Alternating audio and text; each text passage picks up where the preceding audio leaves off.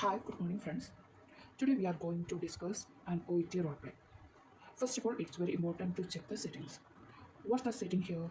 The hospital ward. Hospital ward is the setting here, and hospital ward is a not case.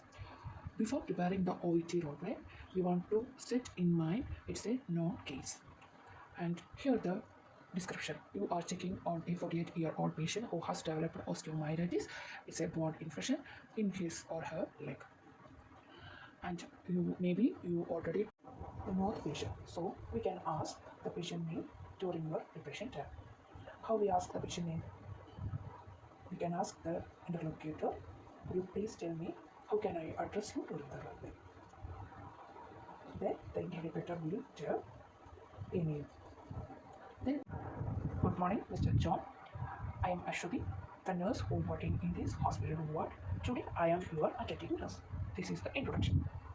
Then moving to the first point.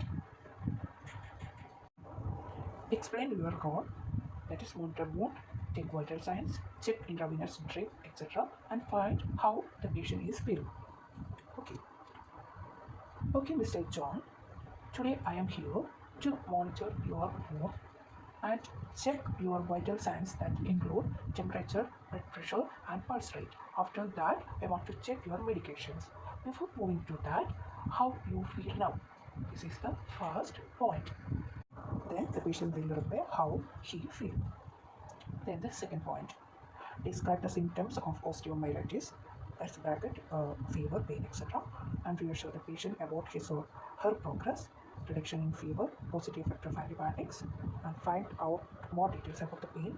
Is there any change in level, change of location, or any new pain, etc. Then the second point, okay, Mr. John, I can really understand your concern, but don't worry, it's all are the symptoms of your condition. The fever and the pain are the symptoms of your condition. Are you aware about your condition? Then the patient will tell yes or no. Anyway, you can describe the condition. Your condition is osteomyelitis. It's a bone infection. The fever and the pain are the symptoms of osteomyelitis. Do you get my point, Mr. John? It's very important to ask their understanding. But don't worry, your fever is reduced now, and that may be the positive effect of the antibiotic. Do you get my point, Mr. John? Still, you have the pain, am I right? So, I would like to ask some details regarding your pain. Could you please tell me, do you have any change in the location of the pain, or do you have any new pain? And could you please tell me what's the level of your pain? That's the pain scale, that is 0 to 10. 0 is no pain and the 10 is the maximum pain. And do you have any change in pain level? These are the questions related to pain, and you can ask about the pain. Then they will reply regarding the pain or any change in level or any change in location or they have any new pain. Then moving to the third point, give a reason for exploring changes in pain.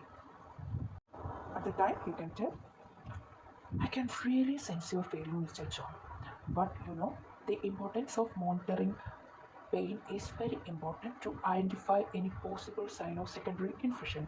That's why I'm asking you regarding the pain. Do you get me, Mr. John?